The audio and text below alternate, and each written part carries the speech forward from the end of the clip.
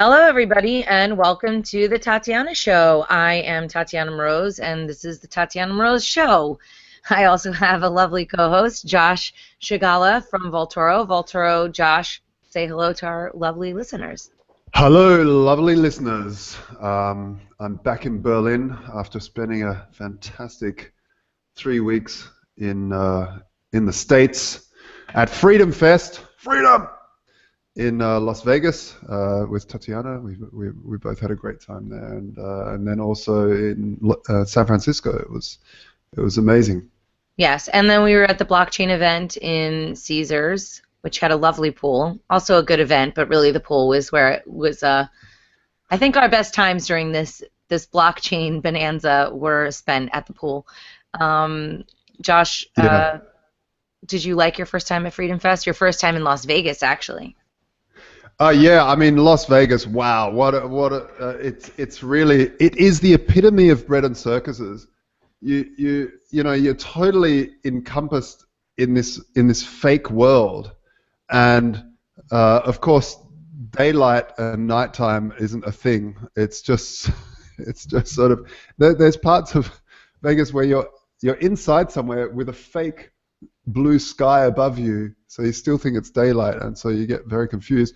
And actually, the horrific attacks on the people of demonstrating in France for Bastille Day with I didn't even know about it. I was in this land of bread and circuses with ball games on like a million monitors, and somehow didn't even manage to capture a massive incident in world politics or whatever you want to categorize it. Because, it's stunning to see so much distraction, so much just so really circuses. But amazing time at Freedom Fest. A really great bunch of people.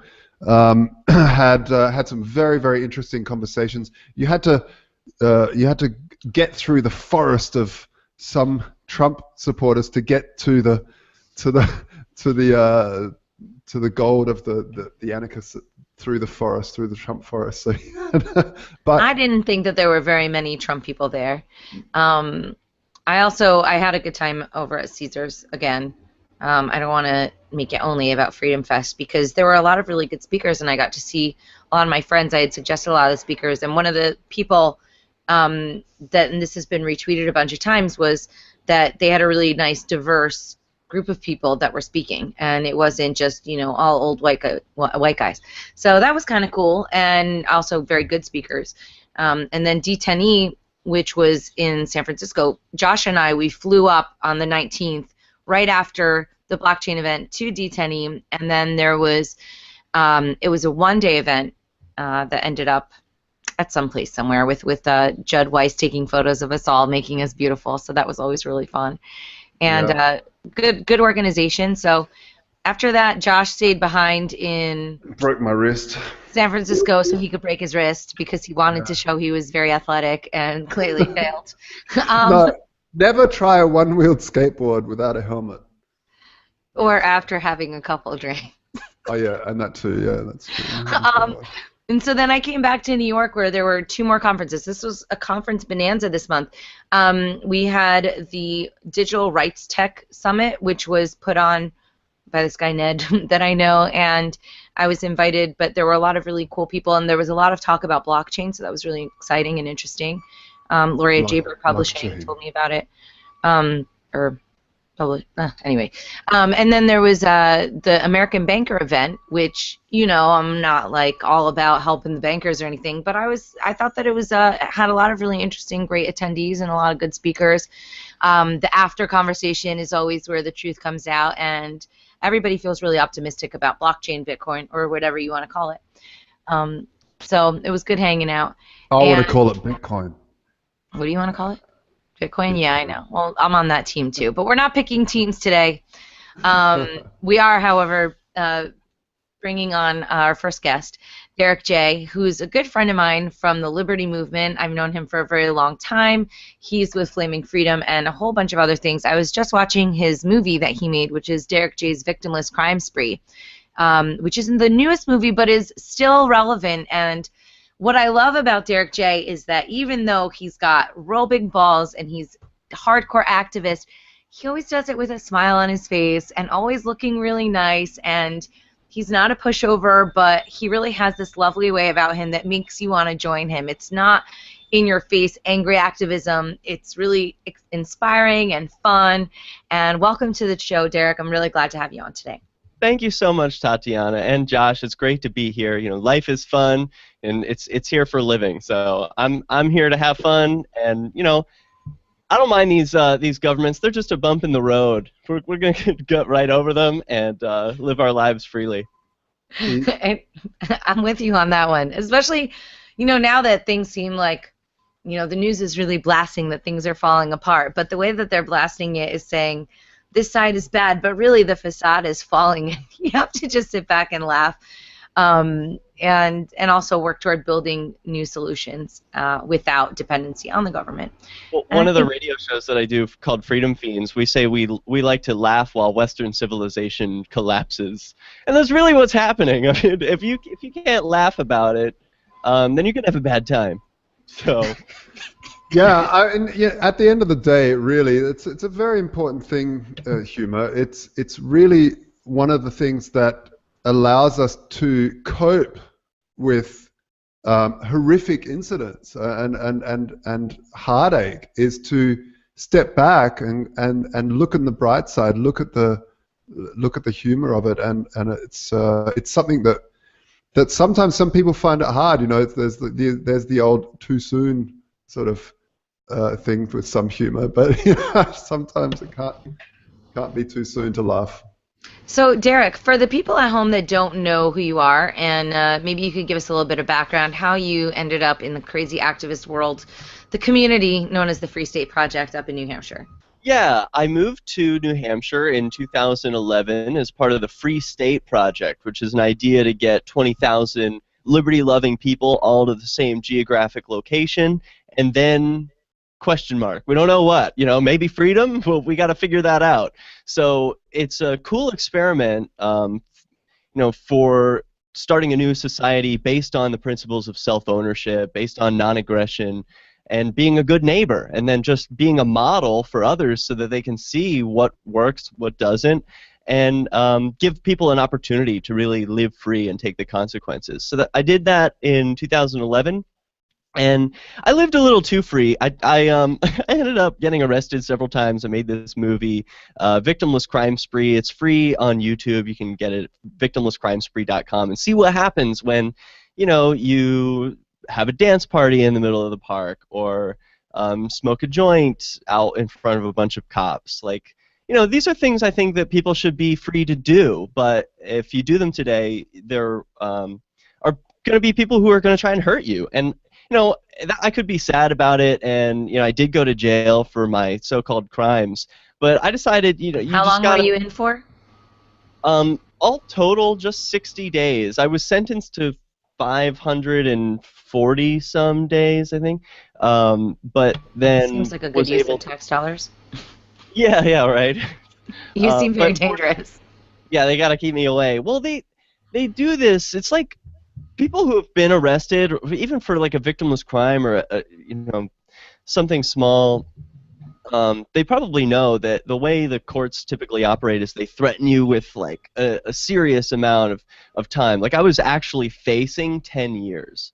Oh wow! Just for 5 crimes involving 0 victims. So then I did a plea deal where it's like, okay, I'm guilty. You know, I'll take whatever you give me, you know, 40 lashes, and they ended up reducing the sentence because I'm willing to opt out of their game, where, you know, I make them go to court and prove all the elements of the case and everything. Because I'm not going to say I'm not guilty. I clearly did these things. I recorded it. It's on video.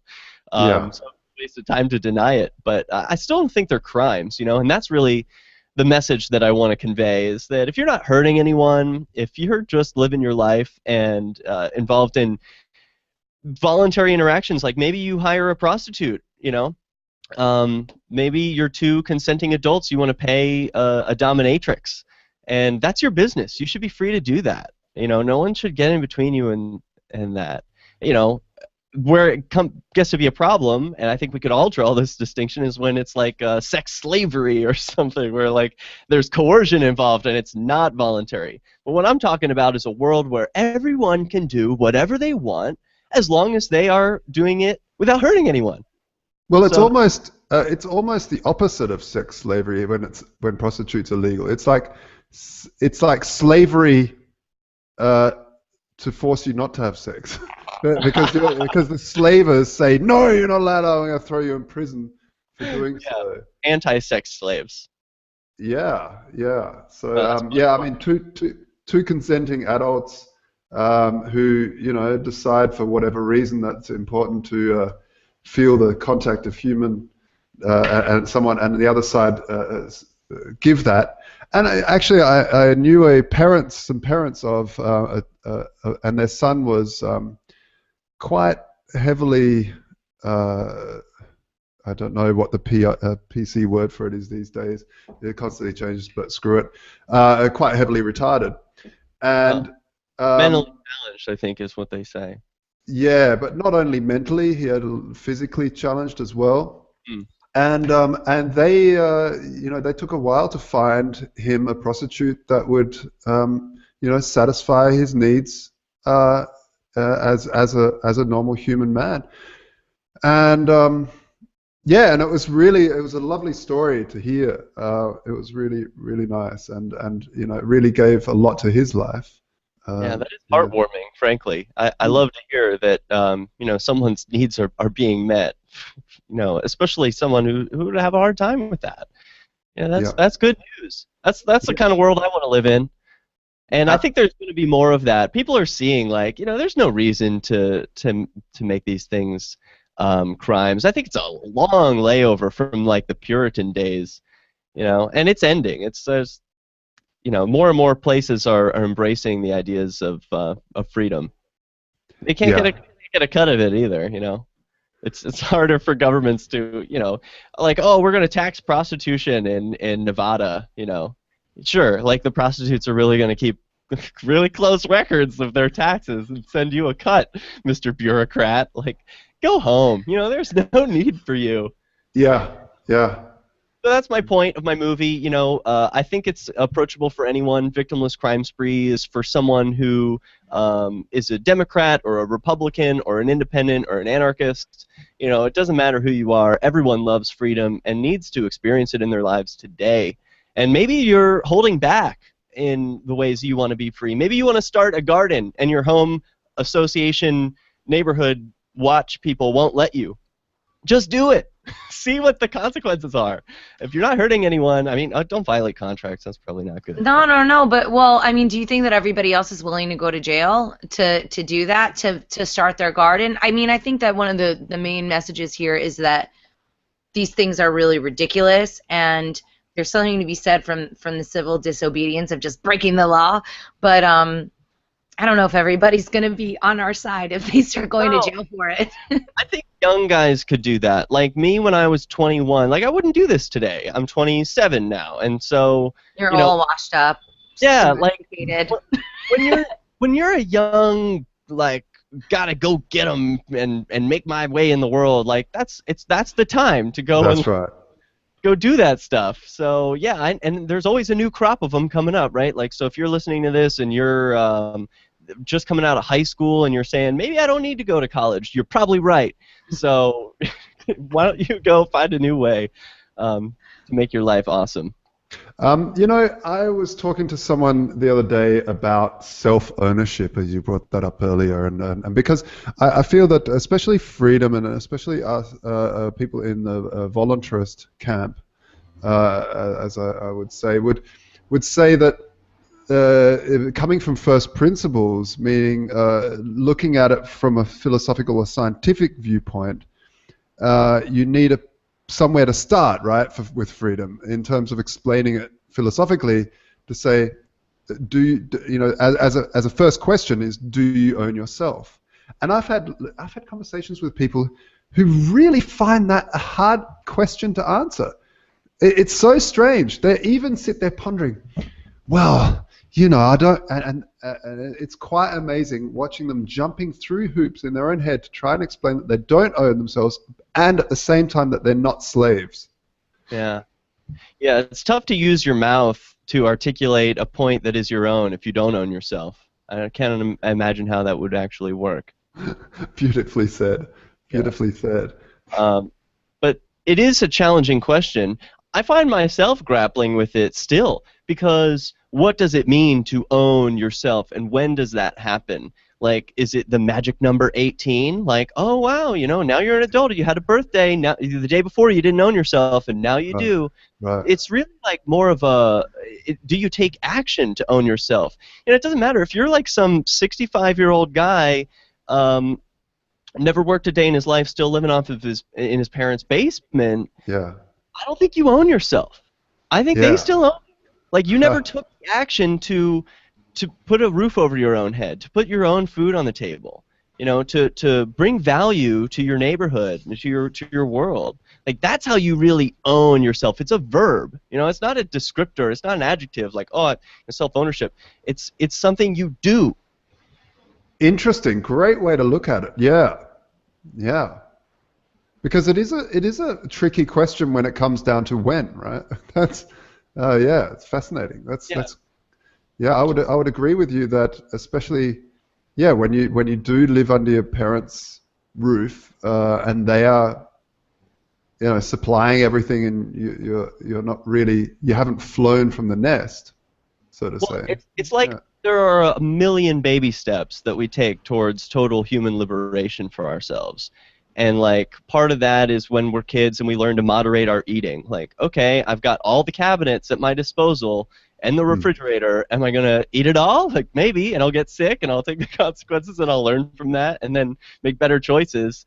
But experimenting with freedom that's what makes me feel alive. So, you know, I want that for others. I want them to have the opportunities to experiment with freedom. And I think a lot of people are deprived of that. So I want to break that open. And that's part of what I love doing here in New Hampshire. Like, I'm breaking down walls for the gay community in a group called the Pink Pistols. And we shoot every month. We go to a different shooting range around the state so that it's easy for people to meet up. And we train gay people on how to defend themselves with firearms. And then we tell people that we're doing this so that the public knows that, hey, the gay people in New Hampshire, you probably don't want to pick on them because they are armed. Yeah, where did this come from?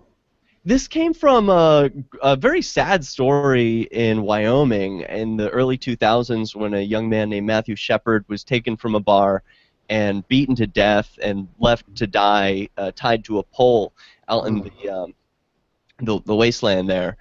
And very sad, but from that came many more positive stories of gay people who learned from this, saw Matthew's suffering, and took it upon themselves to take personal responsibility for their defense, for their own lives.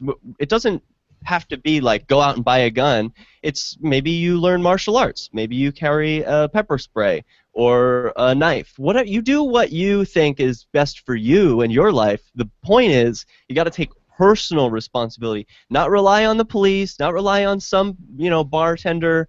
No one's there to, you know, hopefully people are going to look out for you and save you, and we're all looking out for each other. But it's not morally okay.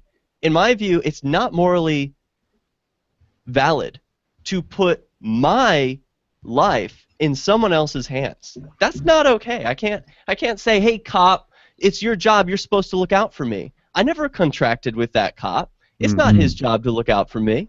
And, you know, frankly, he won't. That's the thing. It's totally inefficient. Yeah, yeah. So, and it's not about efficiency. I think it's about morality. You know, even if it were more efficient for people to look after me, it's just still not right for me to impose on someone else my protection. That's my personal responsibility. It's everyone's personal responsibility. So Derrick,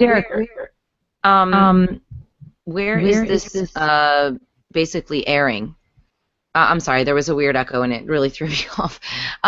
Who else is doing it? Is it just people in New Hampshire? Oh, there are Pink Pistols groups all over the country, and I think even the world. But New Hampshire has its own. We've got about 90 members in our Facebook group. Anyone is welcome to join.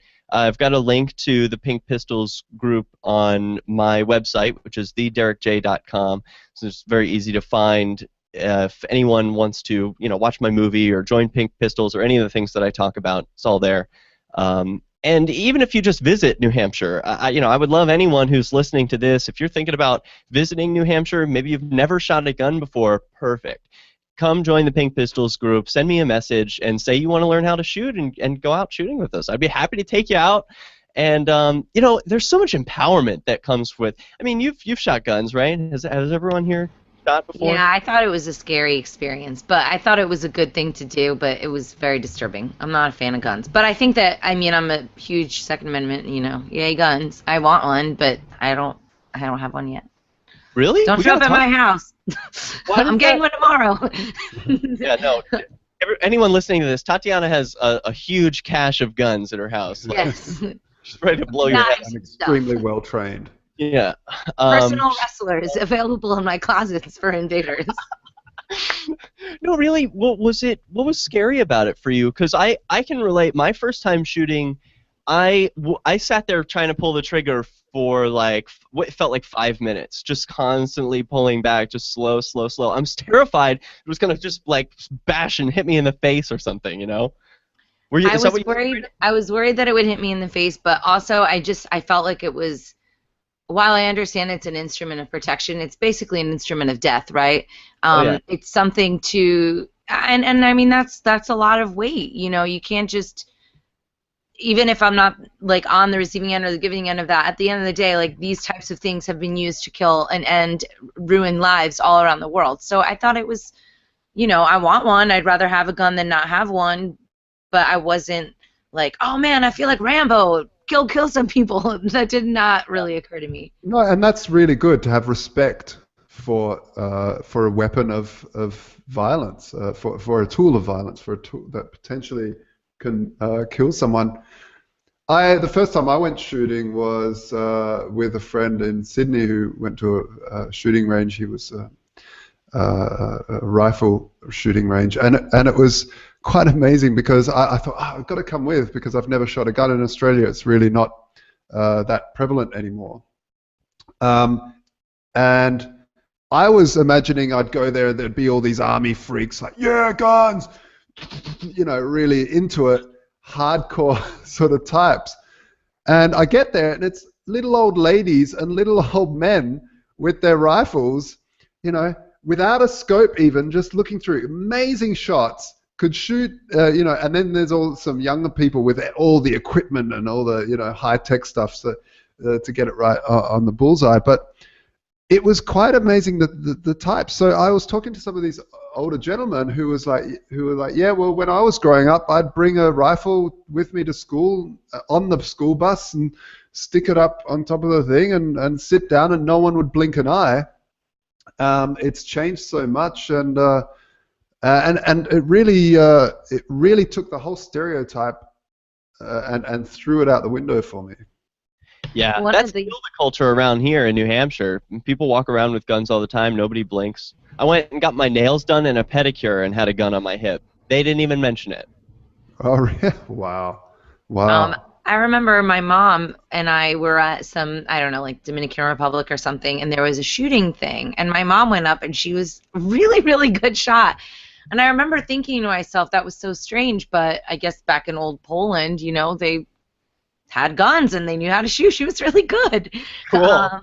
Yeah, I was kind of wow, my mom's a badass.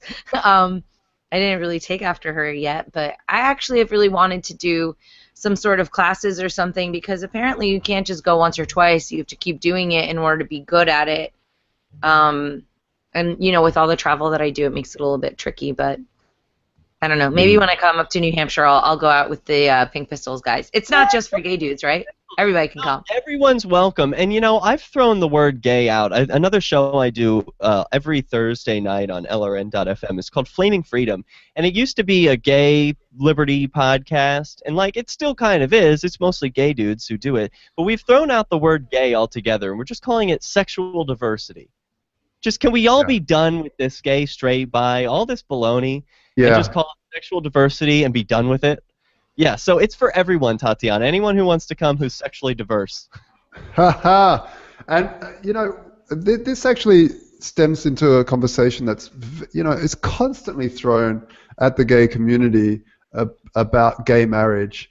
And, you know, for me, it's been this thing where it's like, look, I understand where you're coming from with wanting to be equal with everyone else, but let's not be equal slaves. What's the government doing handing out love licenses? Anyway, whether you're gay, straight, whatever you are, what's the deal there? Why even follow that trend? How do you feel about that topic? I don't need a marriage license from the government. I would request a BIPCOT no-gov license. And this is an idea for a license that could be used on all media, software, and different products, including shows like this, where if you license it with the BIPCOT no-gov license at bipcot.org, then it is free to use and reuse for anyone except government agents. And if government agents use it, then they consent. It's right in the license. Then they consent to being ridiculed and mocked on the internet. So I love the punishment. Yeah, that's how it's enforced. You know, we don't use government guns. So if I had a license, I would use a BIPCOT no-gov marriage license. Right. Nice. Very nice.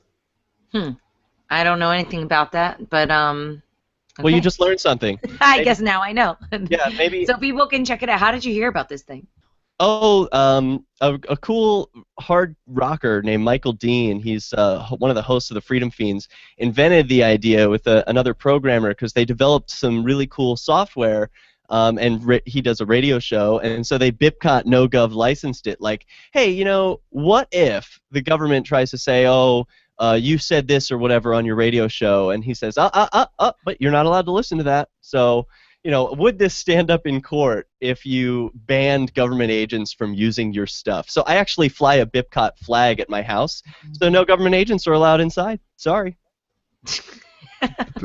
I'm breaking the license. How long have you been doing this? For like a year or two. You know, I made it a joke. I've got a flag over here for like Fiendfest Somalia. So the BIPCOT license, it kind of looks like this. It's like a teeth. An angry dragon mouth. Yeah, and it's a thing. It's just a joke thing, you know, for like people who we're done with government and we're gonna just make fun of it. The last thing, speaking of being done with government, I know my time is running short. I want to mention a group called NHExit. You guys probably heard about Brexit. Oh, is this like a secession movement? Yeah. Of New Hampshire? For New Hampshire independence has been around for years. That's already a thing. But then with the momentum of Brexit, people are like, all right, let's do this. Let's get out of here. I don't need to be a part of this torture squad. You know, we send them our money. They make us poor. They give us the drug war. I don't need this. I'm out. And so I've been doing activism every couple of weeks. People from all over the state are holding events where, you know, we hold signs, wave flags, and talk to the people who are walking by like, what do you think about the idea of leaving the federal government? What do you think about New Hampshire secession or independence? You know, what would that look like to you, and how would you benefit from that? There's a lot of people who I think find that idea attractive. They know that it's not in their best interest to be a part of the empire, and that they would be wealthier and healthier without it. Yeah, absolutely, because we're paying for the big bully on the block. He's eating from everybody's kitchen. Yeah. Interesting. I like that people are into it. You know, I think maybe with what's happening with the elections right now, it's hilarious. Actually, what's happening with the elections, I love it all burning to the ground.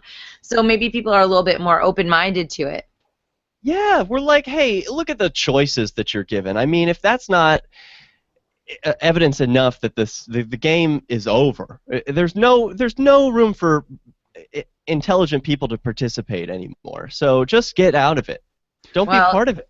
I actually saw something the other day. It was kind of, it really highlighted that situation, and it was a picture of Stalin and a picture of Hitler, and it said, "Democracy, you get the choice.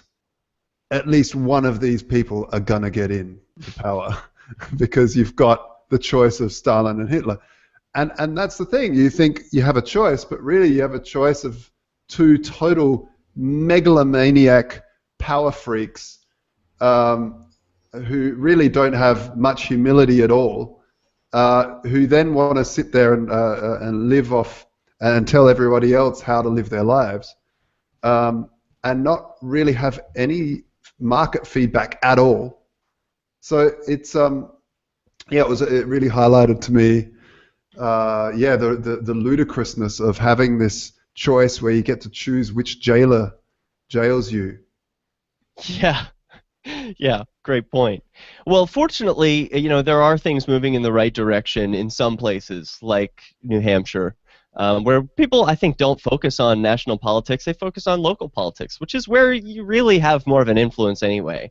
But Obama or a President Trump, they may want to throw me in a cage, but it's going to be the goon down the street who actually does it. So I want to know them and have relationships with the people in my community, and I think everyone can do that and enhance their freedom that way.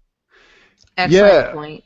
On that point, I think just before we close up on that, I was listening in the States, listening to a lot of talk radio and just try to feeling out what it's all about.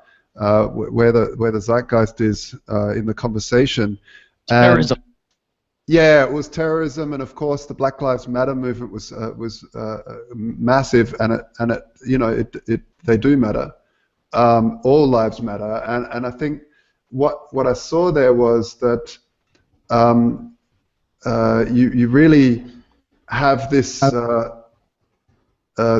amazing push of people understanding that they need to stand up for themselves and not. I actually forgot the train of thought. Well, That was great. I want to finish that thought for you with an Albert Camus quote, and this will be the last from me. Albert Camus said, "The only way to deal with an unfree world is to become so absolutely free that your very existence is an act of rebellion." Beautiful. I love it. Nice. That's very cool. Awesome. All right. Well, Derrick, why don't you give us your links where people can connect, and we're going to bring on our next guest in just a minute. Find more from me every day, every week at thederrickj.com. Thanks, Tatiana. Thanks, Josh. Thanks. See you later, Derrick. Hope to see you soon. Our next guest is Michelle Ray, known as Galt's Girl on Twitter. She is doing all sorts of interesting stuff. She calls herself a political pundit, which I'm like, what's a political pundit? I mean, I kind of know, but still. She's also been working on a really cool project called Clearvoter, which my friend Rosalie introduced me to, and that's been underway for a while. If we're talking about, the whole election process. Michelle, thank you very much for joining us today. How are you doing? Thank you guys for having me. I'm good. It's good to talk to you again. Yeah, it's been a really long time. Michelle and I were together at the Libertarian National Convention, which was quite an exciting time. We spent some time in off-site in a secret location, but also at the conference itself. So we also did a panel together because my panel partner was not able to make it, and then Michelle jumped in, and she was really great. I think people really enjoyed it. It was sort of like a conversation about Bitcoin 101, which surprisingly has taken a minute to get into the libertarian community, even though there's a lot of people that would respond to it from an ideological perspective. There's some resistance because Bitcoin is hard to understand at first, and hopefully we helped educate some people. So what have you been up to since we last saw each other? Pretty much the same thing I'm always doing. I mean, I'm online about 20 hours a day advocating for liberty and reminding people that they don't necessarily have to adhere to the status quo. And in my very limited spare time, working on Clearvoter, which we're super excited about, getting really close, I think, to our beta launch. So yeah, not a spare moment, but having a great time. It's funny you bring up the Bitcoin thing because for me, I'm not really surprised that the libertarian community has taken a while to get into it. And I think, and this is where I tend to anger a lot of the Bitcoin community, I think a lot of that is the fault of the Bitcoin developers and the people who are generally more enthusiastic about Bitcoin from a technical standpoint and their inability to relate how it can apply to somebody in everyday life like me. And I think our panel was fantastic in that we didn't sit up there and spew the same technical details of Bitcoin, and we didn't go the other route, which is the whole anarchy aspect of Bitcoin. But I think we had a conversation that made it seem appealing for all walks of life, and it was, to me, the best part of the whole thing we did was so many questions from people of all levels of knowledge that were listening. I was really surprised at how packed the room was and how interactive the audience was. I think that was one of the best Bitcoin presentations I've seen or done. Well, it was fun because also some of the guys in the audience, had certain information that it wasn't just information coming from us. There were already some existing Bitcoiners who are just dying to tell how much they know about Bitcoin. But it was really helpful, and it was really engaging. The only problem that I saw was afterwards, so many people wanted to buy Bitcoin, and I was ready to sell. But the internet was bad, and it sort of it was horrible. Undermines the problem with the Bitcoin in a unflattering way. I got them all juiced up for it, and then, we have no internet. So that was pretty bad, but but otherwise, I thought it was positive. What did you think of the conference overall? Did you feel, because some people aren't familiar with Clearvoter, did you feel that, what did you think of the process? Because that was the first time that I was a delegate, and there's a lot of voting that goes on, and it's a lot of blah, blah, blah. But what did you think of that? Was that your first National LP convention? Were you a delegate or no? No, I wasn't a delegate, and that was my first LP convention, but certainly not my first political party convention. I've been to several. I've been to a Democrat convention. I've been to 2 Republican conventions, and the process is similar. I was actually really kind of pleased to see that libertarians kind of were able to adhere to what's a traditionally accepted process for nominating their party's nominee, but to still be libertarians. For the first time ever, as far as I know, there was a lot of national media attention on the Libertarian Party convention. And this is the first year in almost a decade I've been a registered libertarian. The party, to me, has always felt disorganized and failing to do what they want to do, which is disrupt the system. And for the first time, I thought, they're managing to still be libertarians, to still be independent and fun-loving and liberty-loving, and recognize the fact that there's still a process that you have to go through to be seen as legitimate. I was listening to your previous guest, and he was fantastic.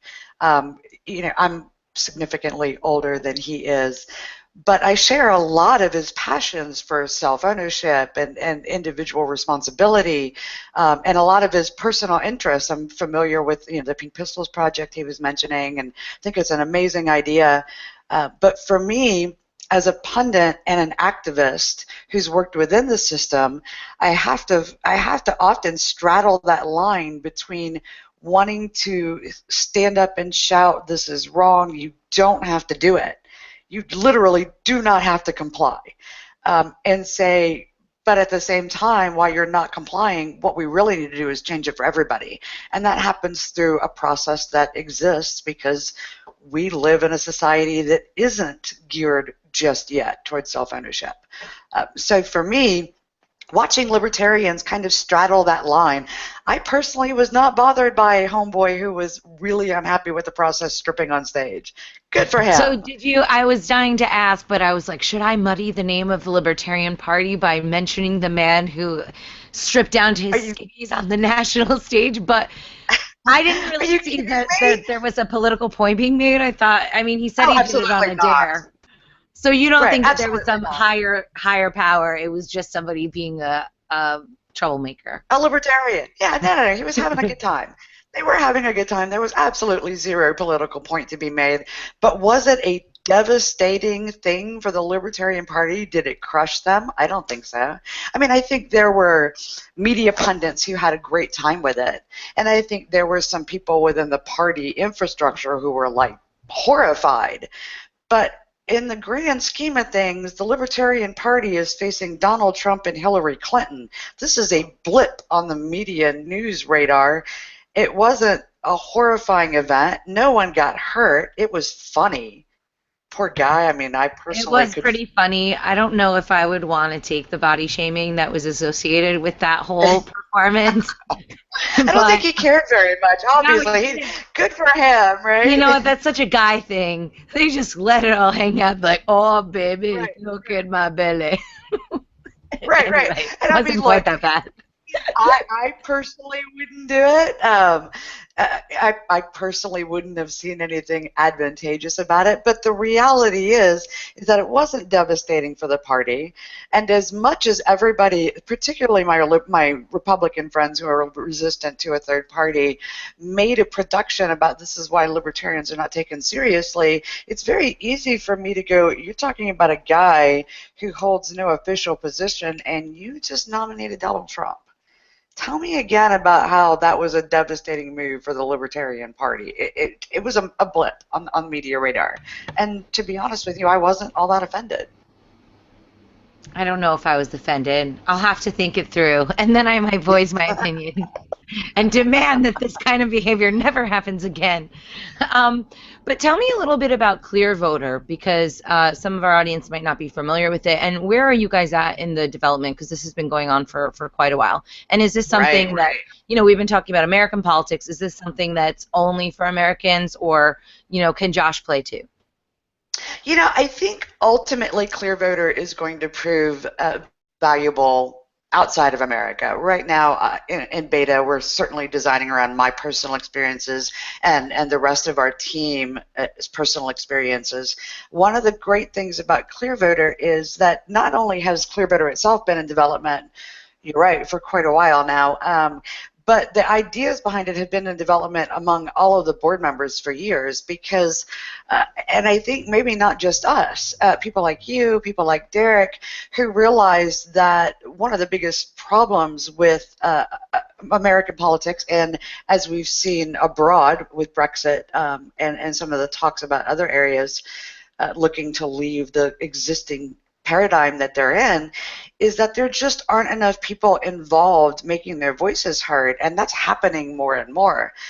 Black Lives Matter, Brexit, the Pink Pistols, people who are like, you know, these are things I'm passionate about that are important to me, and so now I'm going to step up and use these tools that are available, social media, protesting, whatever the case may be, talk radio, to make my voice heard. And Clearvoter's intention is really to streamline that, to take all of the problems that have culminated in people taking to social media and talking and turning that into action. And I think you and I both know, Derrick may know as well, as he's moved to be a part of the Free State Project, that the greatest impact happens when you get a bunch of people together who care about an issue, whatever that may be, and focus their attentions on it where they can make the most immediate impact, which is in their neighborhood, in their community, in their local voting district. And so Clearvoter is really intended as a project to be a familiar tool, like a social networking tool, something that people are already using in their everyday lives and has become a, you know, just an extension of their existence, and turn it into a tool that will get them off of the couch and physically involved in their local governance, so they can take more control. So how does it work on a practical level? There's issues that are posted and people. Absolutely. You know, that would be the familiar tool, right? Like you go to these existing tools and you go look for something that somebody's talking about gun rights. But Clearvoter is kind of meant to work the opposite. And one of my favorite examples is backyard chickens. Backyard chickens are illegal in a lot of places. And it's really kind of ridiculous that if I own a piece of property and I want to have a couple of chickens in my backyard, that somebody who doesn't live in my neighborhood should have any say whatsoever, or that a piece of legislation that's been on the books for 60 years should decide whether or not I can have fresh eggs in my backyard. And it seems like a very silly thing, but I care about this. It's important to me. So I can go on Clearvoter and say, hey, neighborhood, and really it's designed for me to deal with people in my own area, my own geographic area, or my own voting district, and say, this piece of legislation has been on the books for 60 years in my community, my city council. I want to get 10 people who care about it, and I want to go sit at a city council meeting, and I want them to look at it again. And really, 10 people who care about something that impacts their daily lives can make a huge difference at a local city council meeting, where traditionally the only people who attend are city council board members and the guy who's recording everything. You get 10 people in there who are passionate about any topic, whether it be alcohol restrictions, or what color I have to paint my house, or whether a business license can be issued in a residentially zoned area, and all of a sudden you've created what's a stir, a ruckus, in a very sleepy community governance. And that, to me, as an activist, as somebody who's been frustrated working national politics, state politics, and local politics, the greatest thing for me as an activist is to be able to check something off a box, getting it done. I can complain all day long on Twitter and Facebook and Meetup and LinkedIn and at my local bar, but until I check that box of seeing something happen, I don't feel like an activist. I feel like somebody who's complaining. Yeah, that's really interesting. I have to warn everybody. I've been awake for a long time. I'm very jet lagged, just flying back from the States, and it's kind of like I'm at 4 in the morning here. So, but yeah, I found a long time ago that my activism was just not really making a difference. I just felt like I was complaining all the time. It was like, I'd be out there campaigning and be at these demos holding flags and holding this and that. And that's when I found Bitcoin and cryptocurrencies originally. I really thought it was, and I still think, that it was a really big positive step to actual change in my personal life. It brought political activism down to a personal level to say, hey, if I engage with this, I'm actually peacefully exiting and I'm doing something for myself. So I really resonate with that. Yeah. Well, and Bitcoin was the same thing for me. For me, it was an opportunity to say I have to walk the walk, right? If I'm an activist for self-ownership and I'm an activist for freedom, which comes with it responsibility for my own actions, responsibility for my own station in life, my own situation, or my own opportunities. Bitcoin for me was that. I could talk all day long about how I hate central banking and I think central planning is a terrible thing, but as long as I participate in that system, as long as I willingly donate to that system and I'm a part of it, all I'm really doing is complaining. And so I felt exactly the same way about Bitcoin. The first time I purchased something with Bitcoin on my, having zero need to convert to US dollars at first was a monumentous occasion for me. That was a personal use case for Bitcoin. And then on the flip side, as an activist, I look at some of these side projects that have come out of just the development of Bitcoin, not just blockchain, but the realization, the smacking of the forehead that we don't have to do things the way they've always been done. I do a weekly technology show, and it's really not about politics at all, but it's really just building excitement about all of these innovations, small and large, that are really changing the way people live their lives. Sometimes for fun, sometimes bringing families back together, in ways that they've been pulled apart by the way we live our lives, and sometimes by helping people in ways we never thought were possible, things like 3D printing prosthetics, bio 3D printing. To me, those advancements that change the way we look at solutions are super exciting in the same way that Bitcoin was. So it's very easy for me to get excited and say, oh, 3D printing is going to change the world. But when I go on a radio show and I talk about a story about a 4-year-old boy who can now play soccer because he's got a 3D printing prosthetic, that brings that kind of innovation home and makes it personal. And I think activism, political or otherwise, works in exactly the same way. You don't have to work within the existing structure, within the existing boxes.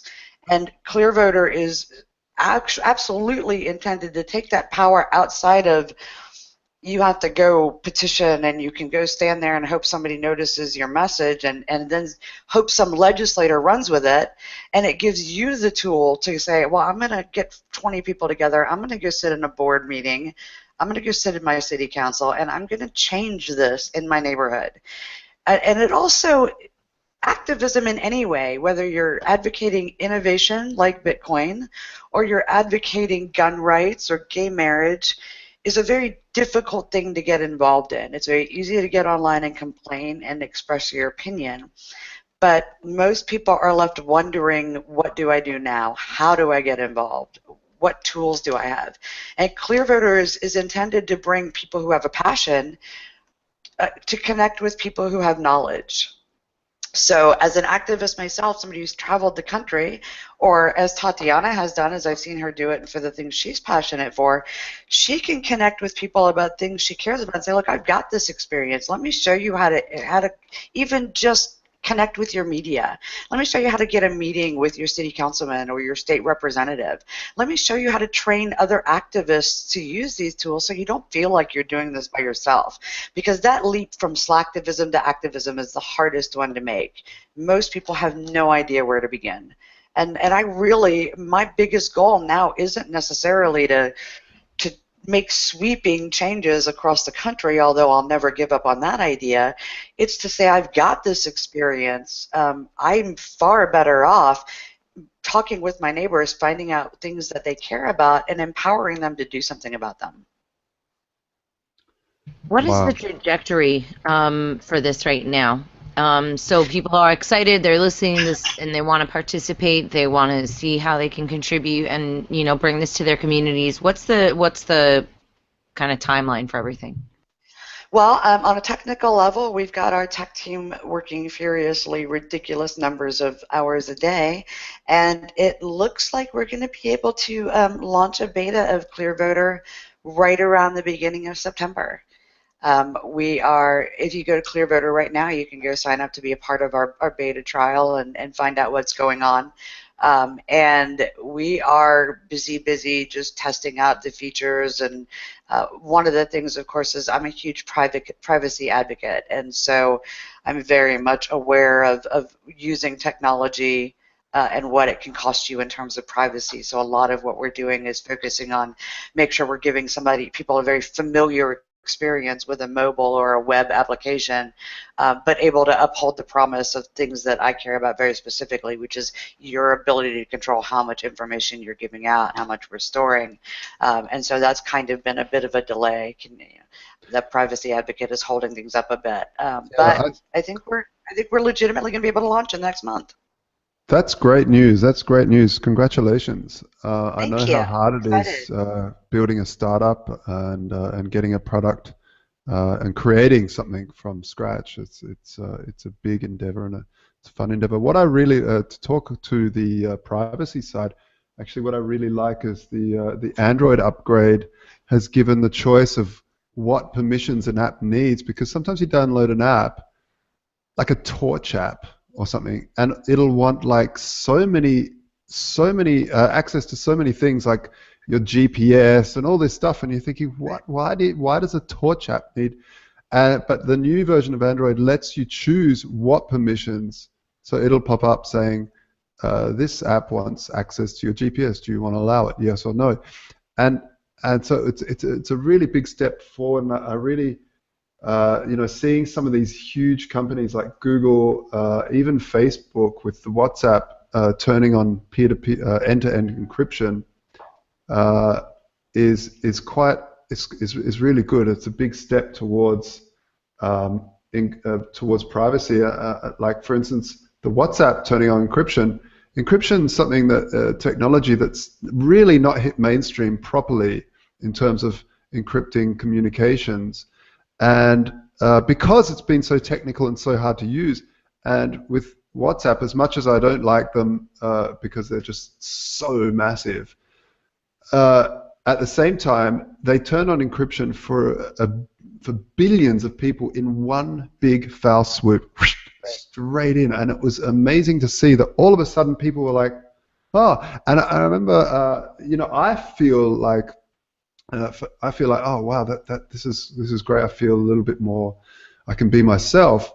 But I've also talked to people at the bars, and they were like, yeah, I never really cared about encryption, but now that WhatsApp turned it on, I felt, which I didn't consciously feel before, this self-censorship that's there. You know, saying some joke that's totally inappropriate to your friend, to the public, but to your friend, you know, you have Right. you know, a different relationship, and you know it's not serious. You're not some bigot or whatever.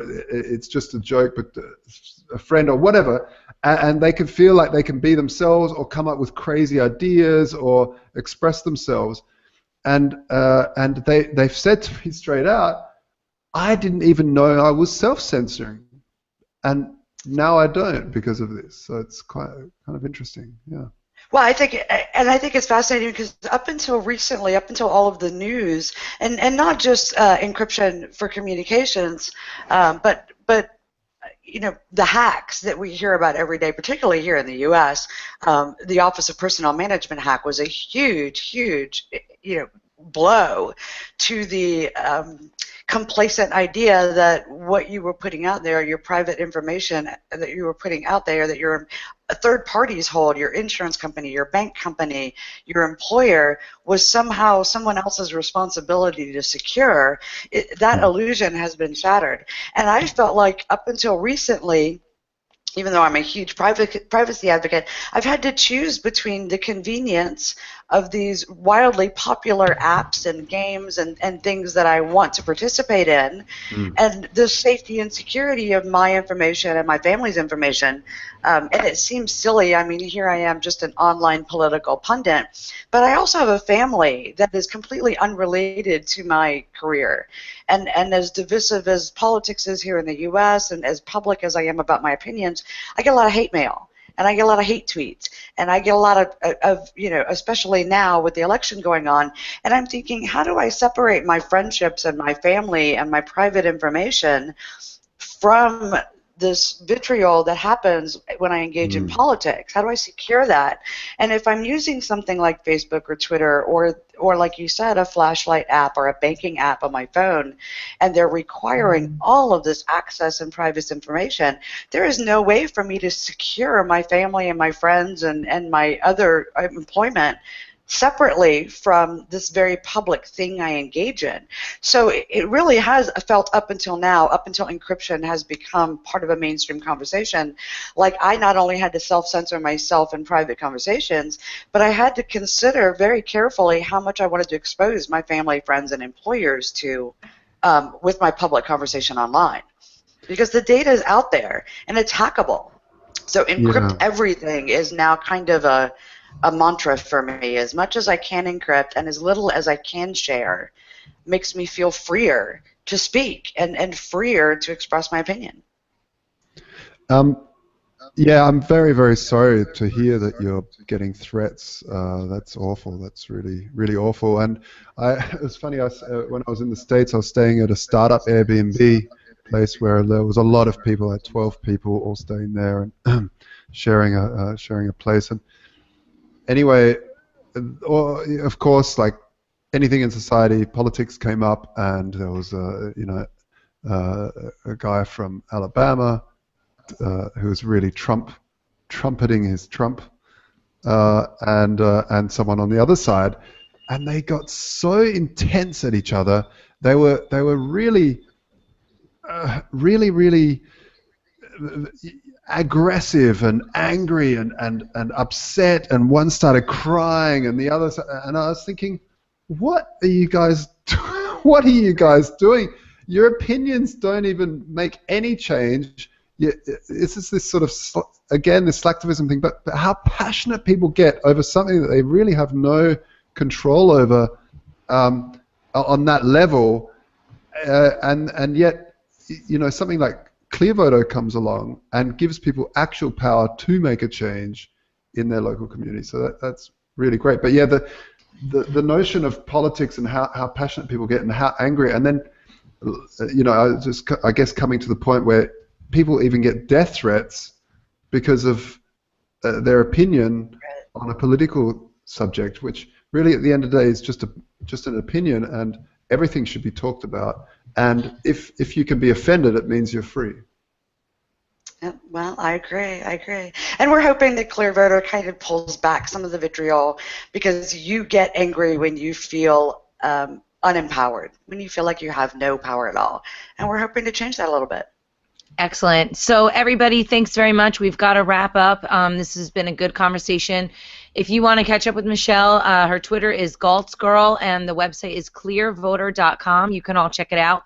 Our show broadcasts to multiple networks, one of them being LRN.FM, and they are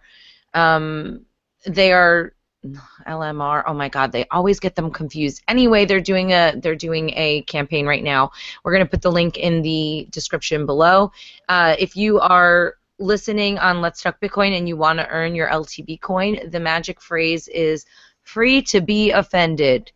So free to be offended, that's the magic word. We'll be back with you next week. We've got some good Victimless Crime Spree.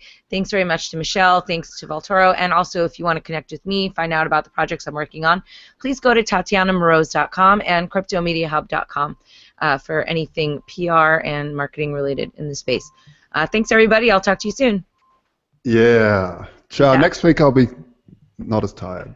Bye.